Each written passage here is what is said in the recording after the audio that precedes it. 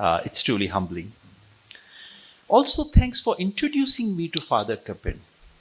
I'm ashamed to say that while I had heard his name and I had flipped through that book on socialism, because that used to be my early research interest, Future of Indian Socialism.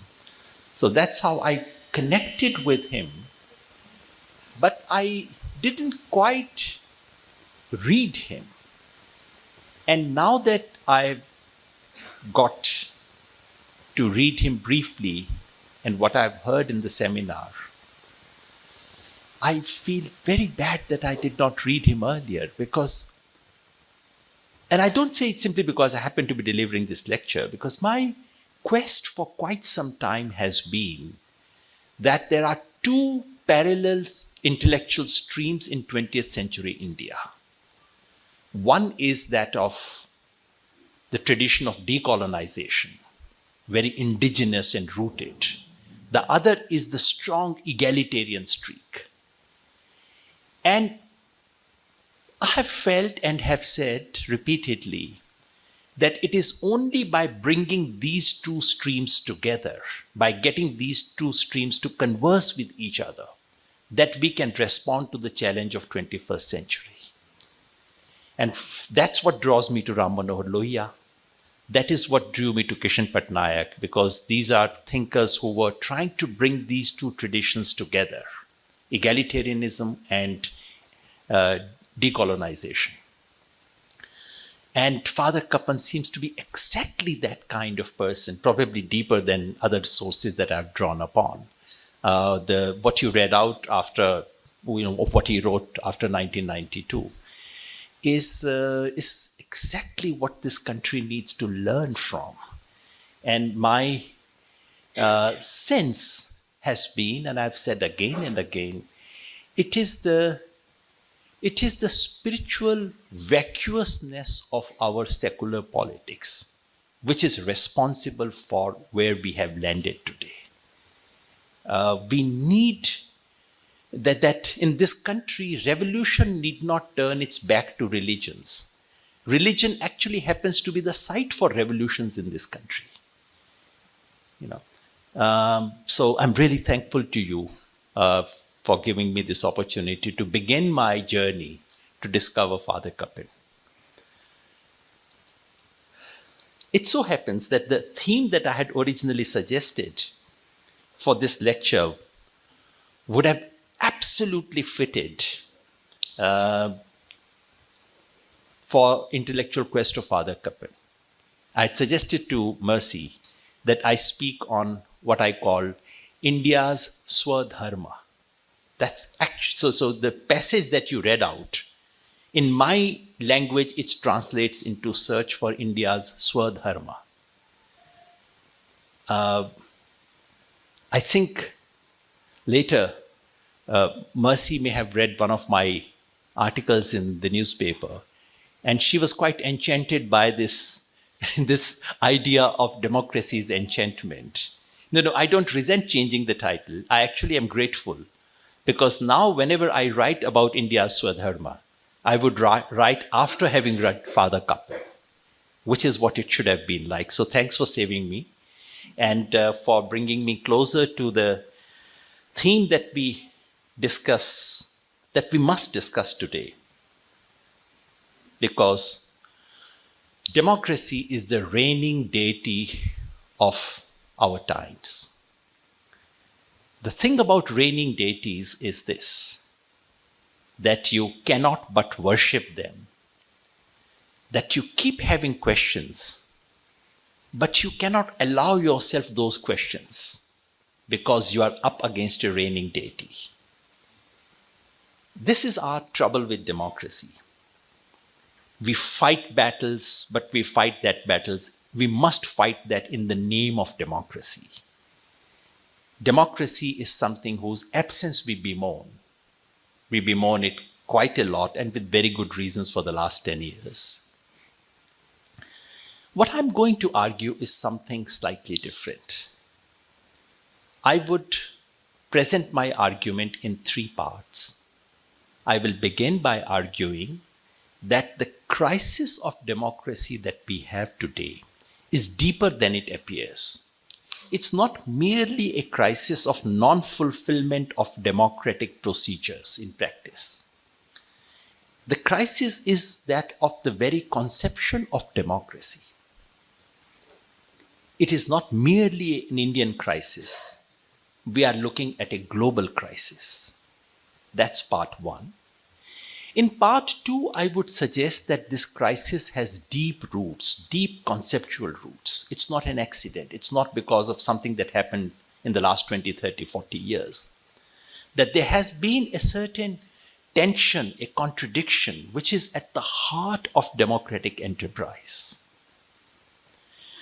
In part three, I would say how we should not respond to this crisis and how we should respond. That's where enchantment comes. I would argue that we should not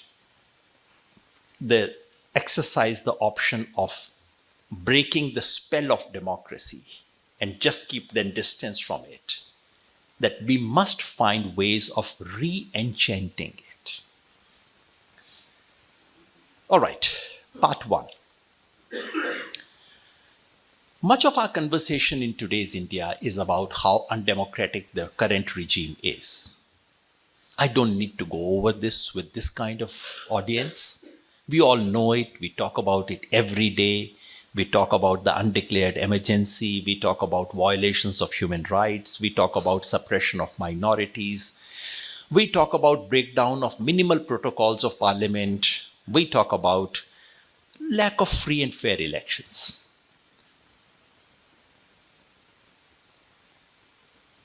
But that's not merely an Indian situation.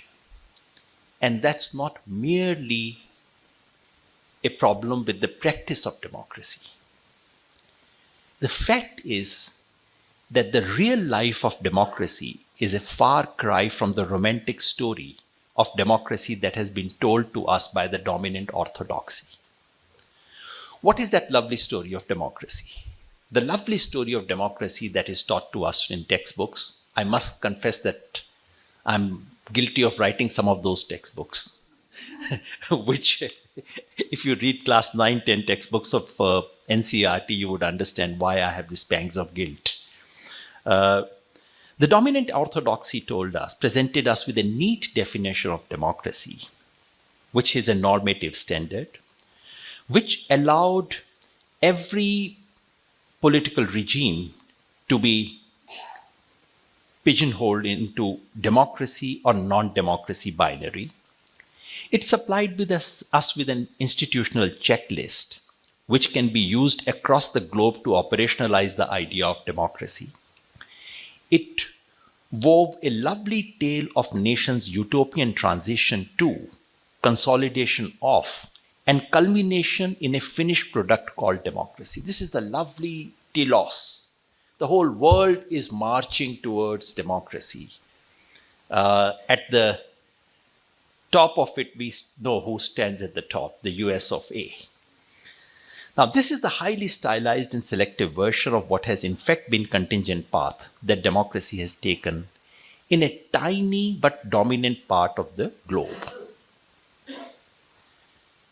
This is a global story that everyone has noticed.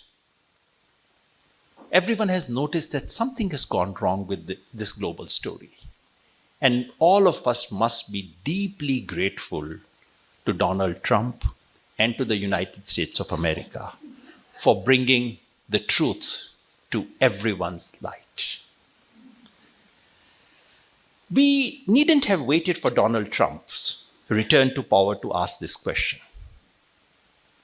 Somehow, when the landlord in the village catches his disease, everyone notices the pandemic. Till the landlord catches that disease, no one notices it.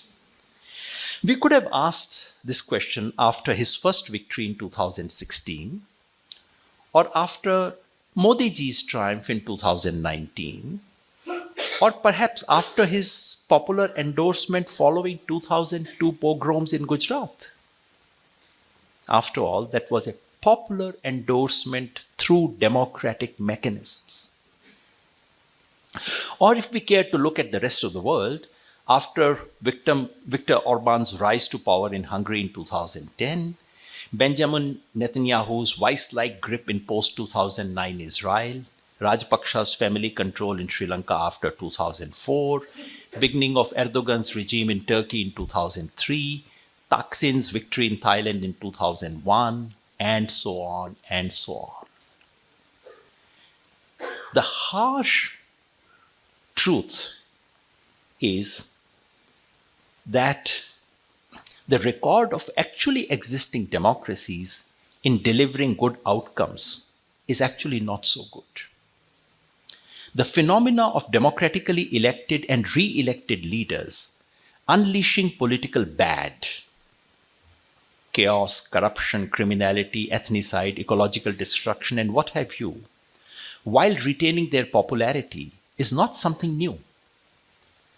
If we care to look without blinkers and beyond affluent European societies, it is hard to resist the conclusion that what we assume to be the benefits of a normal functional democracy are largely fictional. Success stories of democracy are usually happy coincidences that last for a limited period.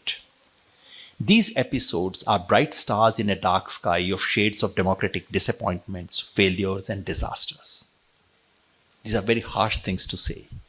But I think our times require us to recognize that democratic governments do not improve our chances of good governance, rule of law, or well-being of its citizens.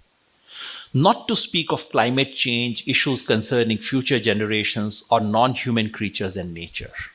उसकी तो बात ही छोड़ दीजिए आप.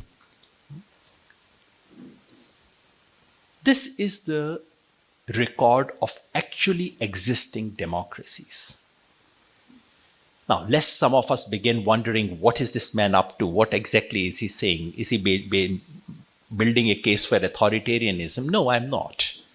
Because three things still continue to work for democracy. One, that democratic governments fare no worse in this respect than authoritarian governments. That much we can say, honestly. Two, a democracy enhances the chances of decisions leading to bad outcomes being detected or corrected. That's a famous Amartya Sen thesis. It just increases the probability that someone will catch these things a little ahead of time. And three, a democracy enhances a citizen's self-worth, irrespective of whether they get what they want. These arguments are good enough to reject authoritarian alternatives. But these hardly constitute a ringing endorsement of the ideological deity of modern world.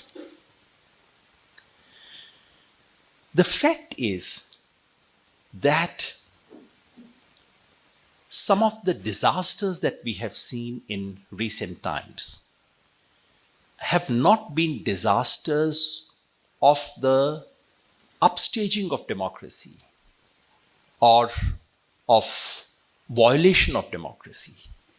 In fact, many of these have happened through the mechanism of democracy.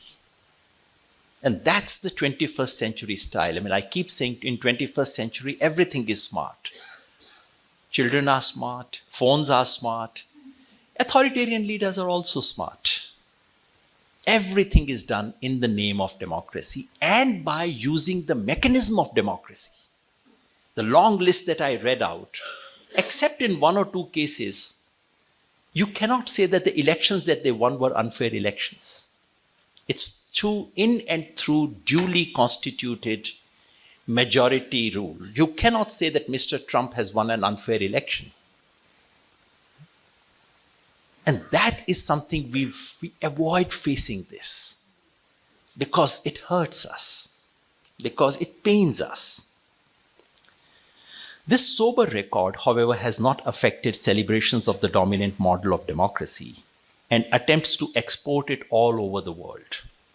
The dominant theory of democracy kept up the fiction that instances of democratic failure were exceptions, the dark underbelly of democracy, to an otherwise benign global tide of democratization. The charm of democracy has led everyone to believe that such populist leaders acquired and retained power despite democracy, not because of democracy. An attachment to democracy meant a celebration of wafer-thin spread of democratic rituals all over the world. The trouble is that, like market failures, these democratic failures are not aberrations or malfunctioning of democratic apparatus. These possibilities are built into the political system that we call democracy. Now, that's the harsh thing to accept. You cannot brush it away as minor exceptions, minor misuse of the system. This possibility is built into, I saw that in Gujarat in 2002. I traveled for a few weeks in Gujarat after the 2002 riots. And I went there expecting popular angst, popular anger. And what I witnessed there just changed me completely. My wife called me and said, so what are, so generally interested in what are you seeing in Gujarat? I said, these are shades of black that I see. And you cannot say that what happened thereafter in Gujarat election was manipulation or not popular verdict. This was genuine popular verdict, endorsing a genuine massacre. Now, so part 2 is, what is the root of the crisis? The root of the crisis is that what we call democracy is actually two things rolled into one. I said this morning to my friends that, you see, it's like offering prayer. You remember God, you start praying, you close your eyes, and that God is replaced by a statue. The statue is replaced by a priest of whatever religion, doesn't matter, all of them are the similar kinds. And when you open your eyes, you ask yourself, is this fellow that I've been praying for? Is this person that I'm worshipping? Something similar has happened to us in worshipping democracy. There are two very different things, both of which are called democracy. One is the idea and ideal. Democracy is one of the most commonly used positive word, at least in the last century or so. Democracy is an ideal that you can hardly quarrel with. What it promises us, this word with amazingly universal provenance, perhaps the most potent term for claiming political authority in global political speech today. It is a charming political ideal that outcompetes any foreseeable rival, a vision of a society where all citizens have equal effective control over all significant collective decisions. What a lovely ideal. How can you quarrel with it? How can you not worship it? The trouble is that the same word democracy is also used for a mechanism. So we are told, as we are also told while we worship, that God is somewhere, but right now what you have is a temple in front of you, a mosque or a church. So that abstract ideal translates itself into something real. Stay ahead with our cutting-edge news app.